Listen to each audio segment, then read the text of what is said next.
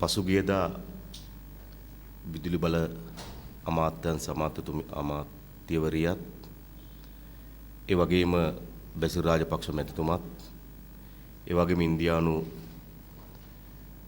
විදේශ අමාත්‍යතුමත් සහභාගීත්වයෙන් රටේ ආර්ථිකයටත් රටේ ඉදිරි අනාගතයටත් ඉතාමත් අහිතකර ලෙස බලපාන ගිවිසුම් ගණනාවක් අත්සන් කරනු ලැබුවා.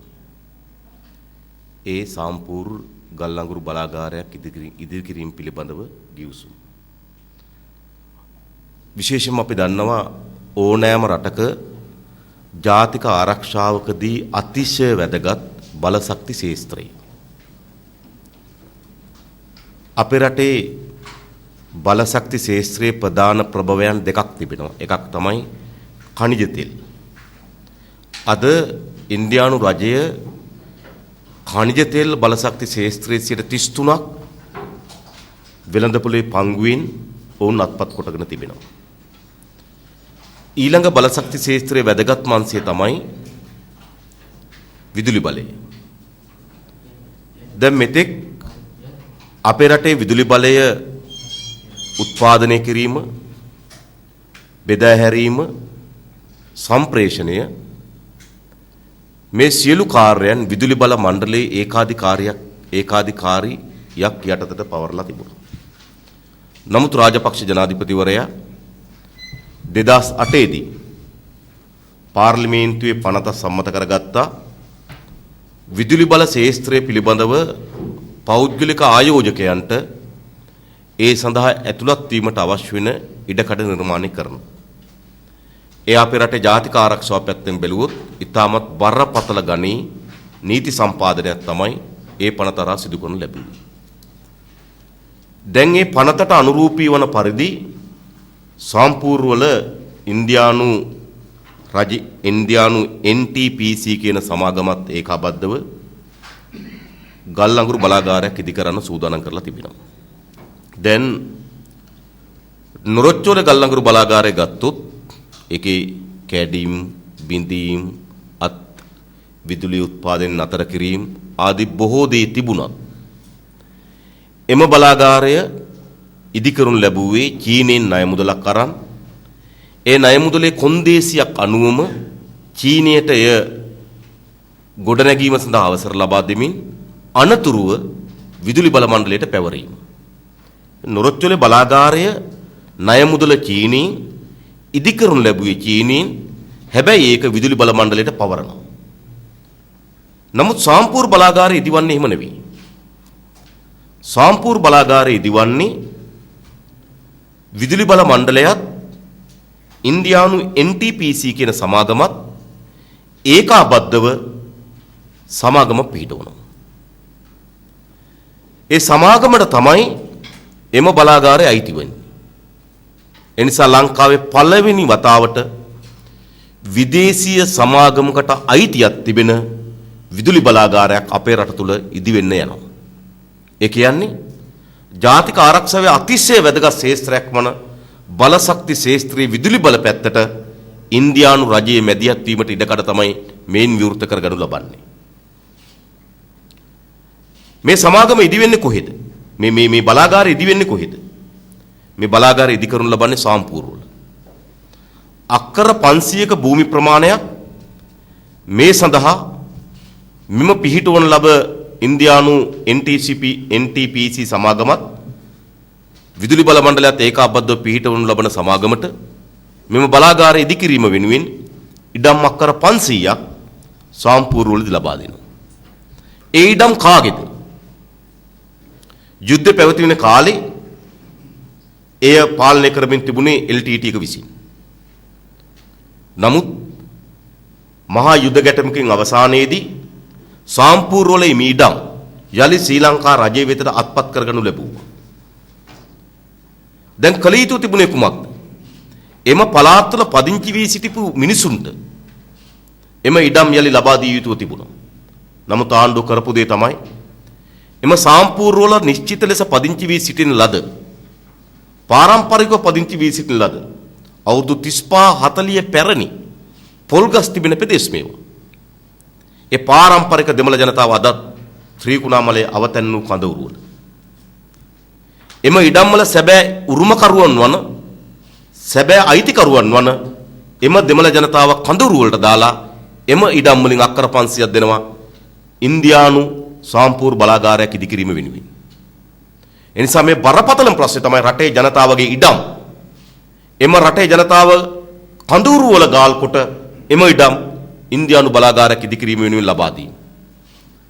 දෙවෙනි කරුණ මෙම බලාගාරය ඉදිකරනු ලබන්නේ මා කලින් කිව් පරිදිම ඉන්දියානු NTPC සමාගමත් විදුලි බල මණ්ඩලයේත් ඒකාබද්ධ ව්‍යාපෘතියක් විදිහට. දැන්ට ඇෆ්සමේන්තු කරලා තිබෙනවා මේ බලාගාර ඉදිකිරීම වෙනුවෙන් ඩොලර් මිලියන 512ක් වැය වේයයි කියලා. එම ඩොලර් මිලියන 512න් සිට 70ක් ණය ලෙස උපයා ගන්නවා. ගැන ආසන වශයෙන් ගත්තොත් ඩොලර් මිලියන 358ක් ණය ලබා ගන්නවා. ඉතිරි මුදල ඉන්දියානු රජයේ සහ ශ්‍රී ලංකාවේ විදුලි බල මණ්ඩලය ඒකාබද්ධව සමාන අනුපාතකින් යුතුව යොදවනවා. ඒ අනුව ගත්තොත් ඩොලර් මිලියන 358 සකස් ඩොලර් මිලියන 512 මේකට වැය වෙන සකස් වෙන්නේ ණයට ගනු ලබන ඩොලර් මිලියන 358ක් විදුලි බල මණ්ඩලය ඇතුළත් කරන ඩොලර් මිලියන 77ක් සහ ඉන්දියානු රජය ඇතුළත් කරනු ලබන ඩොලර් මිලියන 77ක්. ඉන්දියානු NTPC සමාගම ඇතුළත් කරන ඩොලර් මිලියන 77යි. එහෙමනම් මේ විදුලි බල මණ්ඩලයේ ඩොලර් මිලියන 77කුත් ඒ වගේම ඩොලර් මිලියන 358ක ණයකරුවෙකුත් බවට පත් කරනවා. ඉන්දියානු NTPC සමාගම මෙම බලාගාරය වෙත ගෙන එන්නේ ඩොලර් මිලියන 77යි. මතක තබා ගන්න. දැන් ඉතිරි මුදල් ණයට ගන්නවා. තව මුදලක් විදුලි බල මණ්ඩලය යොදවනවා. ඉන්දියානු සමාගම අරගෙන ඉන්නේ ඩොලර් මිලියන 77යි. මේ ඩොලර් මිලියන 77 වෙනුවෙන් තමයි මේ සියලු වන්දි අපි ගෙවන්න ලෑස්ති වෙලා තිබෙන්නේ. වෙන කිසිදු සතයක් ඉන්දියානු NTPC සමාගම මෙම බලාගාරය වෙනුවෙන් රැගෙන ඉන්නේ නැහැ. කල්පනා කරලා බලන්න. දැන් මේ බලාගාරය විසින් උත්පාදනය කරන විදුලිය මොකද කරන්න ඕන? විදුලි බල මණ්ඩලය විසින් මිලදී ගන්න ඕන. මේකේ තියෙන සෙල්ලම මෙතන යන්නේ. ඉන්දියානු සමාගමයි ලංකා විදුලි බල මණ්ඩලය එකතු වෙලා විදුලිය හදනවා. හැබැයි ලංකා විදුලි බල මණ්ඩලය එය මිලදී ගන්න ඕන. දැන් පසුගියදා මේ කිව්සුන් දෙකම අස්සම් කරා. එකක් මේ තියෙන්නේ ලංකා විදුලි බල මණ්ඩලයත් ඒ වගේම NTPC සමාගමත් අස්සම් කරන ලද ව්‍යාපෘති ගිවිසුම. ඊළඟ ඒ බලාගාරයේ සමාගමත් ඒකාබද්ධ සමාගමත් විදුලි බල මණ්ඩලයත් විදුලිය මිලදී ගැනීමේ ගිවිසුම මේ ගිවිසුම් දෙකම පහුගිය දවසන් කරා. දැන් විදුලිය මිලදී ගැනීමේදී මොකද සිද්ධ වෙන්නේ? දැන් ටෙස්ටමේන්තු කරලා තියෙන විදිහට මෙම බලාගාරයේ සක්්‍යතා වාර්තාවේ කියනවා මෙම බලාගාරයේ කාර්යක්ෂමතාවය 33යි කියලා. ඒ කියන්නේ ගල් අඟුරු කිලෝ එකකින් දහනය වෙන තාපයෙන් විදුලි නිෂ්පාදනය කෙරෙන්නේ 33ක ප්‍රමාණයක් කියලා.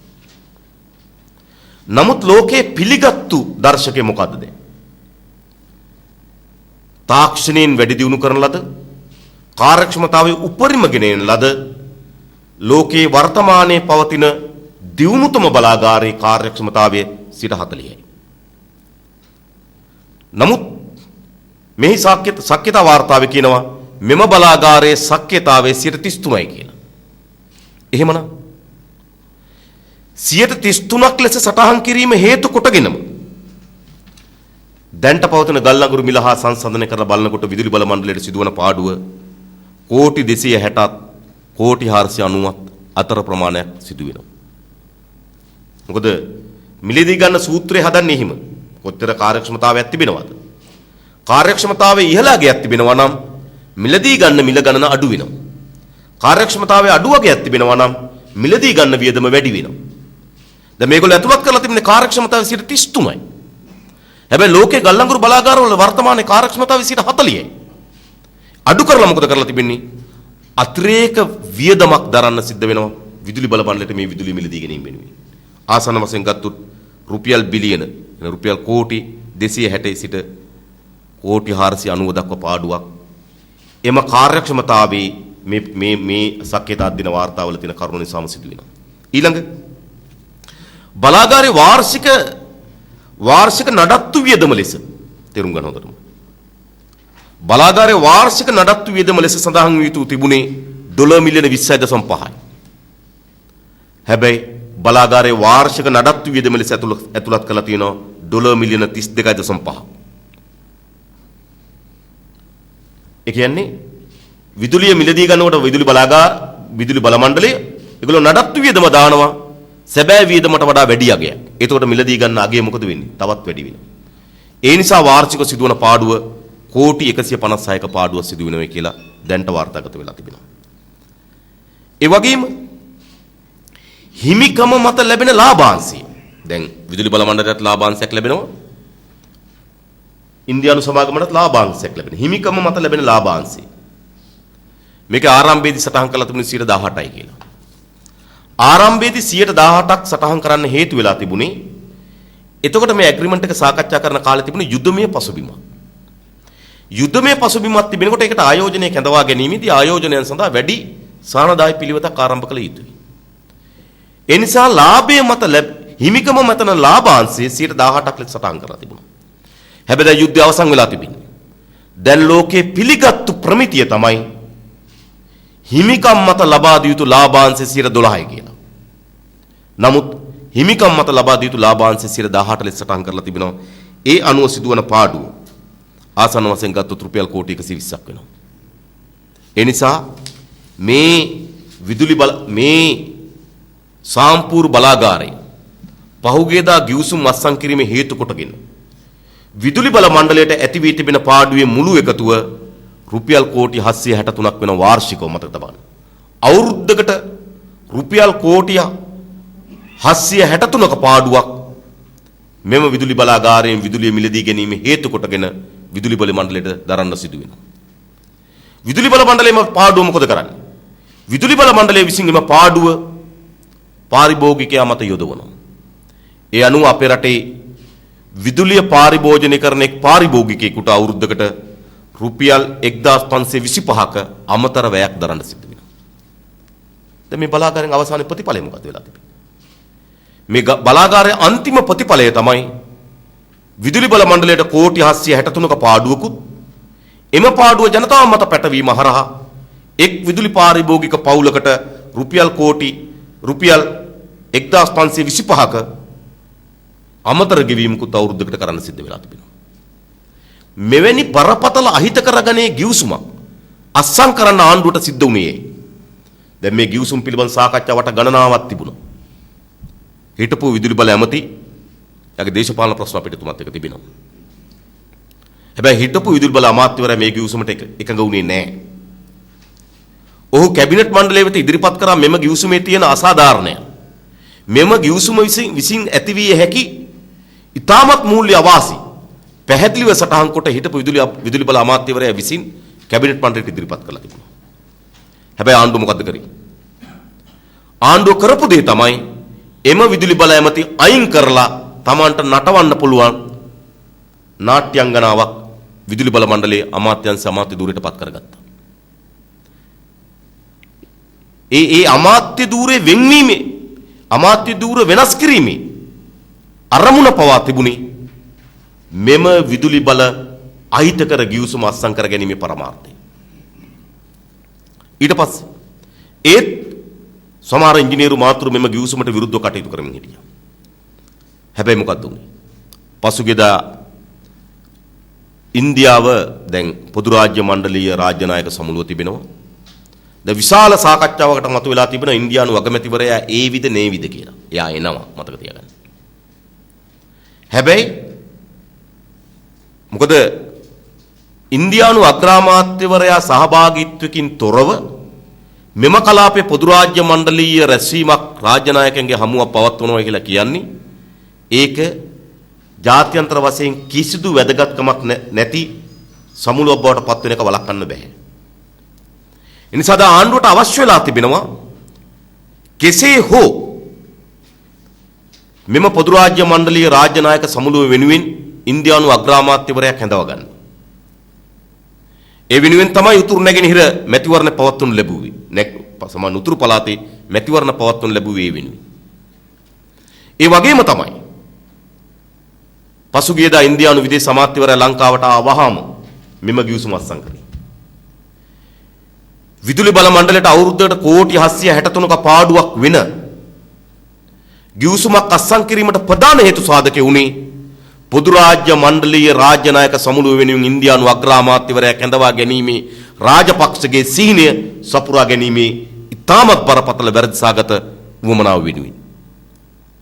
එනිසා මේ රාජපක්ෂ ජනාධිපතිවරයාට පොදු රාජ්‍ය මණ්ඩලීය නායක සමුළුවේ සභාපති ධූරයේ ඔටුනු පලඳව ගන්න ඒ මංගල්‍ය ආලෝකමත් කර ගැනීම වෙනුවෙන් ඉන්දියානු අග්‍රාමාත්‍යවරයා කැඳවා ගැනීම වෙනුවෙන් දෙන ලද කප්පමක් ලෙස තමයි මෙම ගිවිසුම අත්සන් කරේ.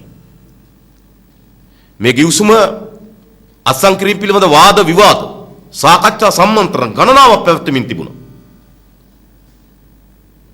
විදුලි බල මණ්ඩලයේ රටට හිත ඇති නිලධාරීන් ගණනාවක් මේකට විරුද්ධව අදහස් ප්‍රකාශ කරමින් තිබුණා, මත ඉදිරිපත් කරමින් තිබුණා. හැබැයි ඒ සියල්ල යටපත් කරලා අද ඉන්දියානු රජයට මේ කප්පම ලබා දීලා තිබෙනවා. අපි අහන්නේ එක දෙයයි ඉන්දියාවෙන්. ලංකාවේ ආසන්න වශයෙන් ගත්තොත් ජනගහනයෙන් විදුලි අවශ්‍යතාවෙන් 85%කට වැඩි ප්‍රමාණයක් විදුලිය සපයලා තිබෙනවා. හැබැයි ඉන්දියාවේ එයාගේ 60ත් 70ත් අතර ප්‍රමාණයක් තිබෙනවා.